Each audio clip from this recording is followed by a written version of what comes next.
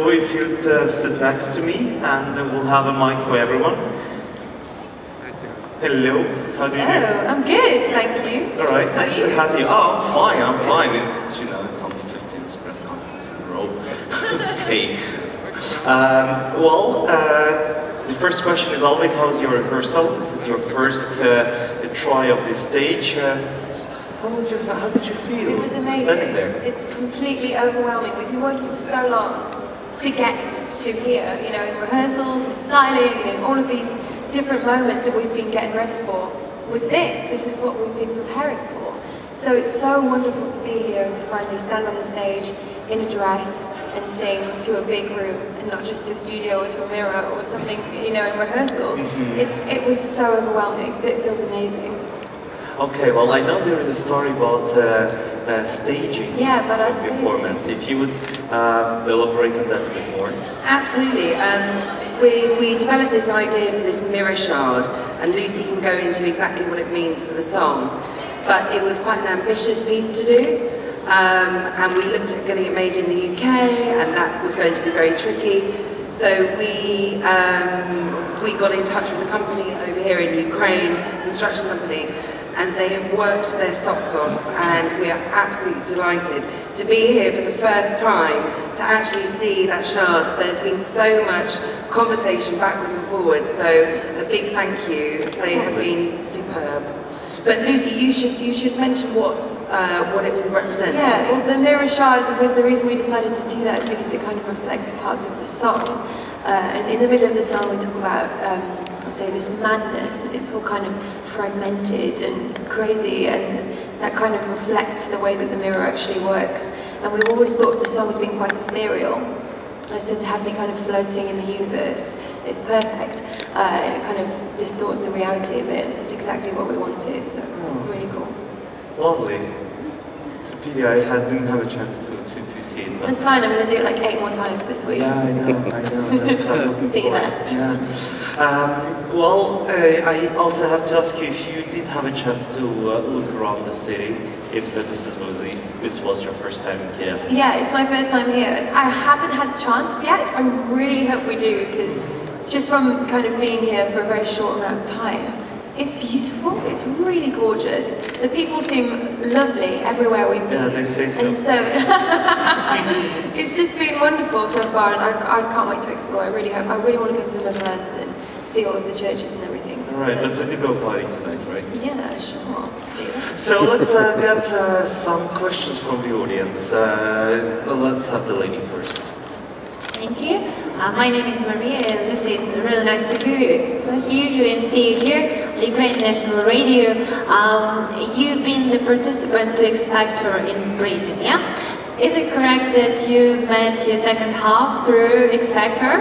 Yes, yeah, I did. We met at boot camp, which is one of the stages of the competition, and we're getting married this year. Congratulations! Thank you very much. Either win or lose the Eurovision? Yeah, I think he may change his mind if I don't win Eurovision. Okay. Do you have any pressure, especially considering that UK didn't perform that well in this century? This century? No, every year is totally different, and I completely love our song. I really believe in it, and which is a good start, because if I didn't, then nobody else could, right? I totally love it, and really concentrating on the performance and just trying to smash that out of the park, and we'll see.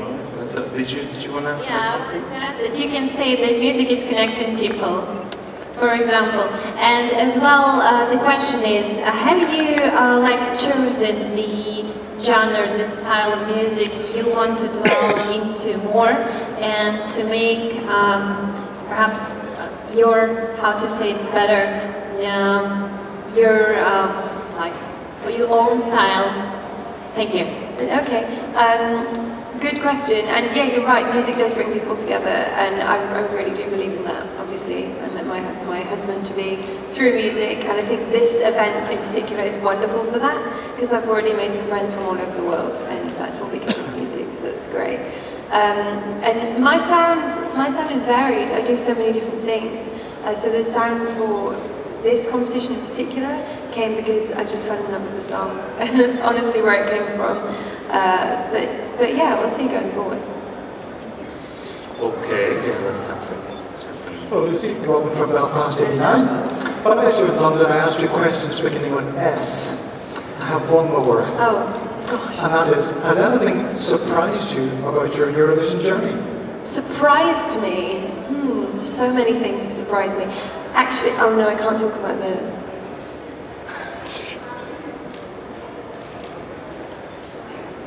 Okay, so... I've been loud. In rehearsals today, we had some pyro, some fire, and I didn't necessarily know they were going to happen in front of me. I thought they were going to be behind me, and so that was a definite surprise. And there was another S that went on when that happened. So you were stunned. Yes, that's exactly what I was thinking. Okay, thank you very much. Thank you. You see, burning, that's something new on the stage, right? But yes, please. Hello. Hello. Team UK and Lucie. JP from Radio International. One amazing thing is that you worked together with Emily DeForest, who was the winner in 2013. How did you find each other, and how did she write this song with you in mind? Good question. I'm a big fan of Emily, so it's an absolute thrill to be singing her song for a start, can I just say.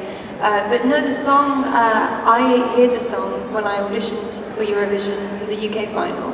And I listened to a few different songs, but as soon as I heard Never Give Up On You, I said, that's mine, please let me sing it, please let me have that one. And so I went home and I learned it, and that was how I found the song, or the song found me. I don't know, these things just happen, don't they?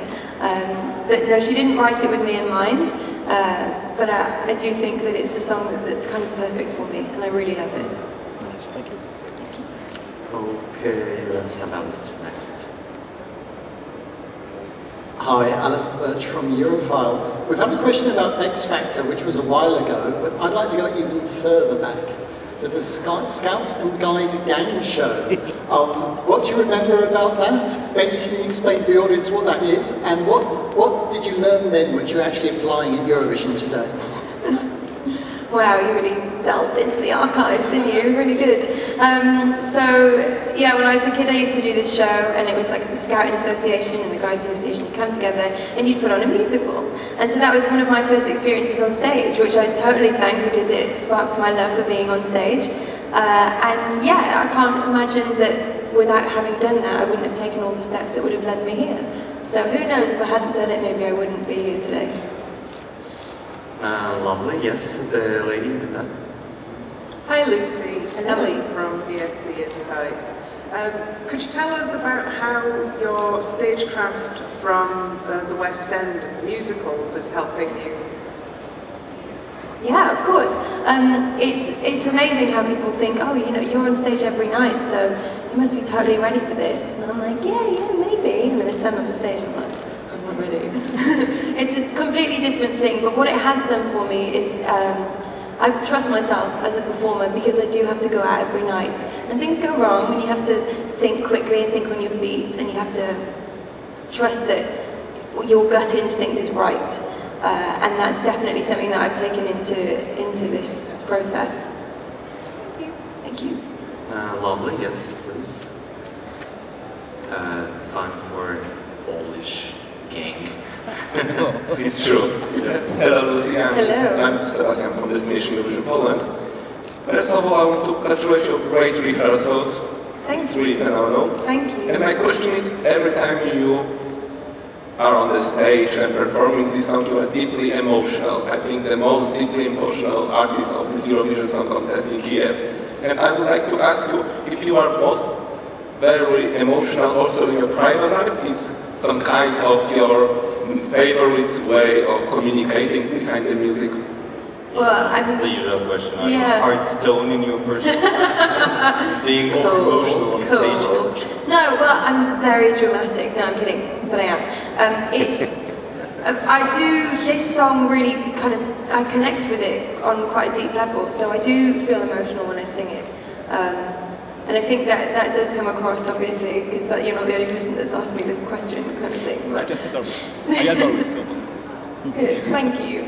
Well, no, it's just, I just really connect with the song, to be honest, and I'm not like this on everything that I sing. I don't like sing happy birthday to you and I break down in tears, but no, I don't know, I've never really thought about it before. I'll get back to you. I'll ask some of my friends. All right, and another Polish gentleman, yes. Yes, hi, Simon from Polish Civil Center. Yes, congratulations indeed. Thank you. Magnific. When all the generation think about Eurovision, all good days, you know, and UK in the Eurovision they think about the free charts and the show, Olivia charts. What do you think as a young person about your predecessors who achieved a great career? Yeah, well, every year is totally different, isn't there? We've had some great years and some not so great years, same as all countries in Eurovision, I suppose. But I've always been a fan. I used to watch Eurovision when I was a child. I'd have my friends over to sleep at my house and we'd watch it on my tiny little TV. And then as I got older, I'd go to the Eurovision parties and I'd do the fancy dress and the games and things. And so it's amazing to actually be here. It's huge and it's crazy and it's this whole world that even though I knew it was there, I didn't know how big it was. And so to be here is a real joy, and I have always been a fan. All right, yes, let's have a lady who's there. Hi, Lucy, how are you? Lisa from Radio 6 International. Lucy, we met in London at the London Eurovision Party, and I know that your dad has been a big fan and a big supporter of yours. I met him as well at You Decide. I'm wondering who's coming out to Kiev, who's supporting you? My dad. My parents are coming with my brother and my fiance and some of my friends from home and the guys who produce Rent, which is the show that I'm in. You saw it? Oh great, okay, cool. So yeah, we've got a little team coming next weekend, which I really can't wait for. It'll be really nice to have them here, and I think that will make it real. As soon as I kind of have people that are really close to me here, I think suddenly I'll go, oh wow, this is really happening. Because at the moment it kind of feels like a bubble. So yeah, it'll be really nice. I have another question. Is this the most bonkers thing you've ever done? Are you kidding me? Of course. It is mine. No, it's great. It's great fun, and honestly, everyone here is just having the best time. And even people who are under so much pressure because they have so much to do, they've still got time for a smile and to wish you luck. And I think in this current world that we live in, it's a really amazing thing to be a part of. Lovely. So I guess it's about time we ask you to do a couple lines. That's tradition for the meet and greet. If you would, let me just start the camera first. No, I'm kidding. No, it's rolling, obviously. Okay, I'll do... Just kidding. How does my song go? I blanked. Tell me your secrets, I'll keep them safe.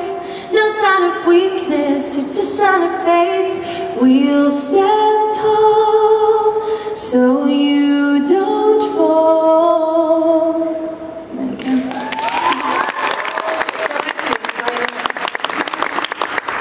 Oh, this is lovely. Thank you. Thank you so much. So, let's have some more questions. Let's have a gentleman there. Yes. Hi Lucy, Michael from Eurovision.com. Hi. When I was a child, younger, Brotherhood of Man, right up to Bucks Fizz, they were #1 in the UK charts. And yesterday we were talking to some Swedes and some Danes, and their songs are always #1 in their chart. What do you think we can get the UK back up to #1 in the charts, just like Rockabye and Ed Sheeran? How come Eurovision isn't at #1 anymore? Any ideas? Am I not #1? Well, you are. Why aren't you #1? I thought I was. Well, thank you. It is a great song, and I don't know, we'll see. I don't know, maybe it feels different this year. In recent years, it has felt that Eurovision hasn't been a chart-worthy thing, and I think that it's okay for me to say that because it hasn't charted. But this year, we got very close when the song was first released. So it feels like we've taken this big step forward, and other countries are taking us seriously this year, which is just wonderful. And that kind of comes down to the team at the BBC and everyone who's worked on this at home. So I don't know, maybe things will change now. We'll see. Good question. You sweat a little bit. Okay, let's give you another chance. Another question. This one isn't for Lucie. For the lovely ladies from the BBC, tell us the real truth. How has Lucie been to deal with over the last few months? The real truth? Absolutely, the dirt. Be nice, I'll pay you later. An absolute delight. I couldn't be happier. We have, not only do we have someone with so much talent, again, I actually went and saw Lucie in Rent, and watching her play Maureen compared to this song just shows how versatile she is. I mean, you couldn't get more chalk and cheese. Talented, but also incredibly personable and incredibly friendly, and I'd like to say I count Lucie as a friend now. And she's a delight to work with. We've been incredibly lucky, and I couldn't ask for more. Very proud of her. I think we all know that from having met Lucie. She's lovely. Thank you. It's a shame I don't like you. You hide it well, but